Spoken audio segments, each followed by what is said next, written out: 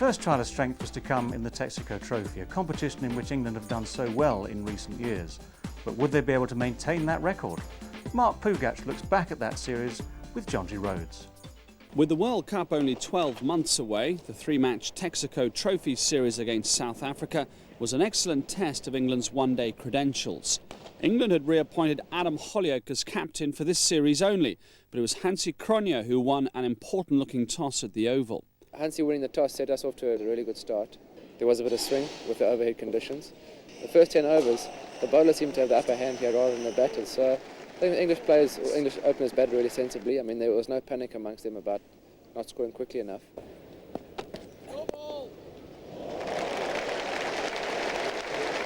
Just what Nick Knight wanted. A no ball, half volley on leg stump. Don't ask for much more than that. England lost Alex Stewart for 27 and debutant Chris Adams for 25, but were still well placed at 155 for 3 when JONTY RHODES pounced. Pat Simcox and I have worked a trick or two in our time. I mean, we go back a long way now, playing for our provinces and now for South Africa for the last sort of 7 years together. He's got a signal for me where he's going to bowl the ball, so I know which angle the batsman's going to try and work it at. So sometimes I do a bit of guesswork. More often than not I'm right. Sometimes I look really stupid with the ball rushes past where I was and I've bolted off to my right. But this time it worked out. NASA thought there was a gap there, and there had been sort of 2 seconds before.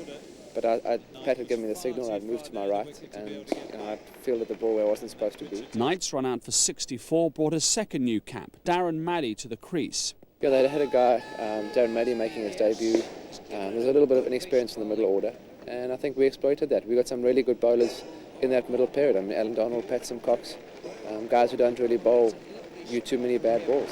And Mark Boucher has taken a blinder diving away to his right-hand side. Sean was some great fielding. I think there should have been 2 on. Sean slid and picked up the ball, and in one movement he was back on his feet again. And that's something we pride ourselves on. We're quite an athletic bunch of guys.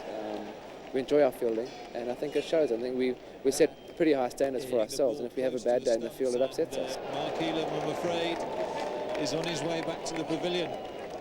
England had lost 4 wickets for 6 runs, but a sensible innings of 32 from Holyoake enabled them to pass 200, and then the early wicket of Gary Kirsten further revived home hopes.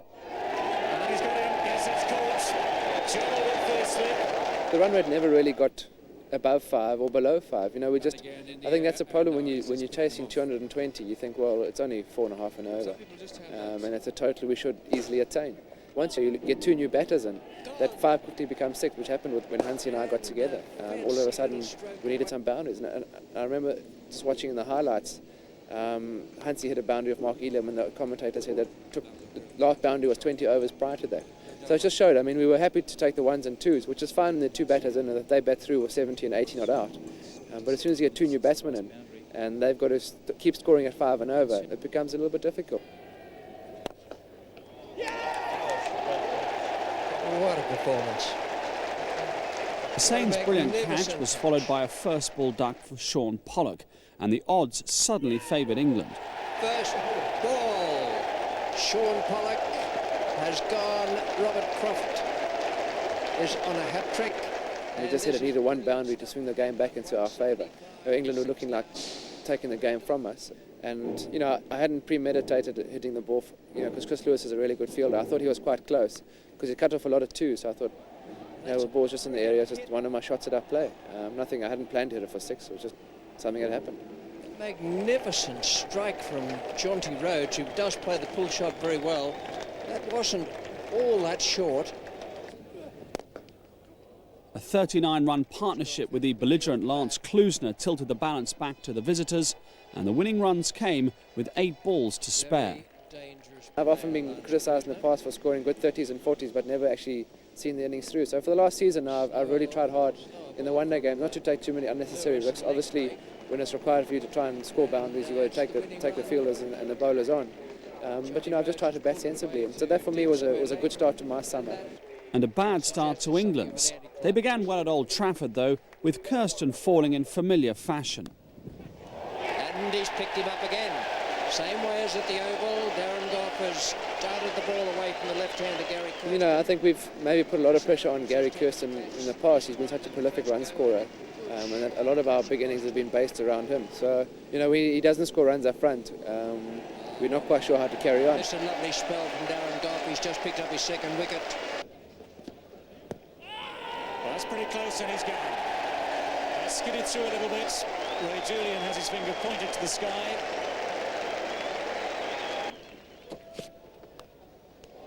It's gone.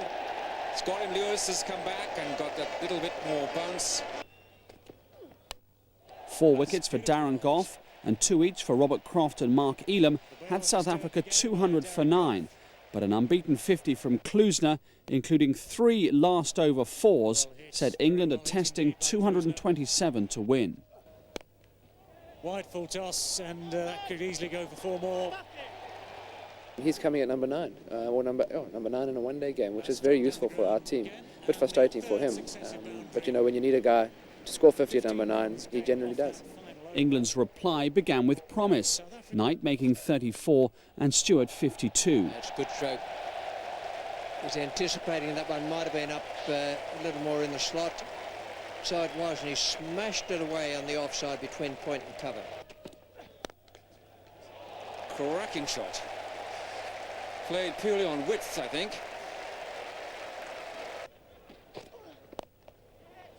Holyoake kept up the momentum, adding 53 with Stewart, but then Rhodes swooped again to trigger lower order panic.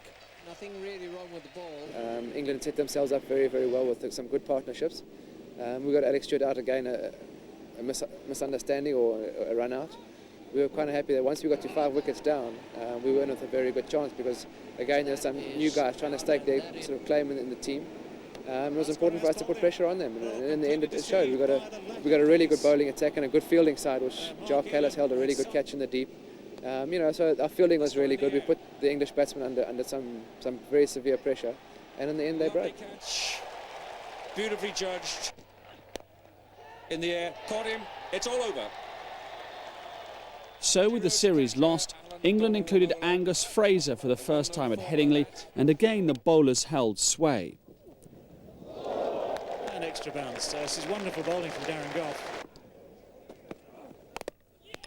Oh, the wicket has come. The luck has changed back towards England. The English bowlers bowled really, really well. I think Gus is he's a great bowler in those kind of conditions where the ball was a little bit uneven, I thought, early on. There was a bit of bounce in the wicket. And Gus and Darren Goff bowled really, really well. And this time it was England's fielding that caught the eye, as both Jack Callis and Darryl Cullinan succumbed to run-outs. Oh, what a good throw. And that will be close.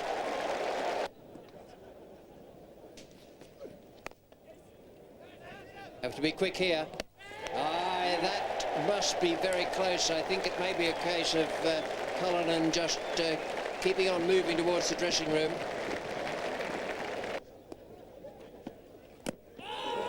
That's out. That is as plumb as anything you'll see, I reckon.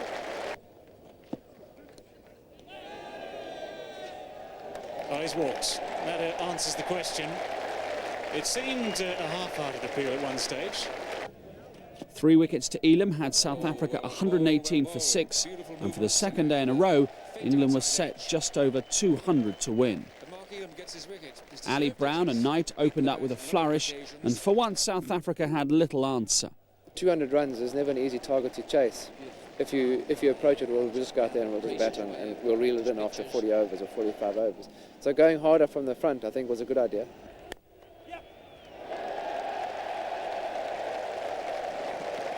Two splendid strokes from Alistair Brown from successive balls from Alan Donald. Fine shot.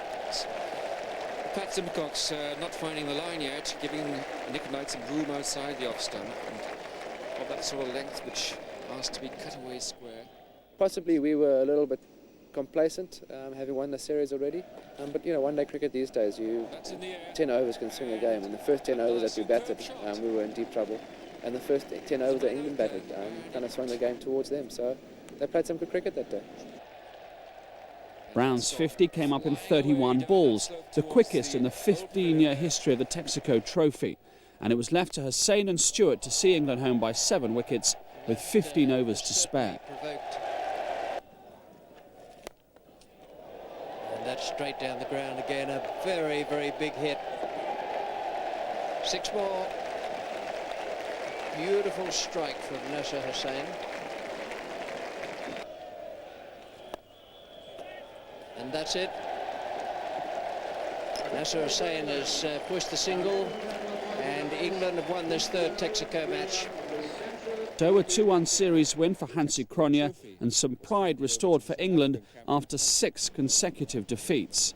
Whereas the South Africans are a settled and experienced squad, England selectors still have some tricky decisions to make before next year's big challenge.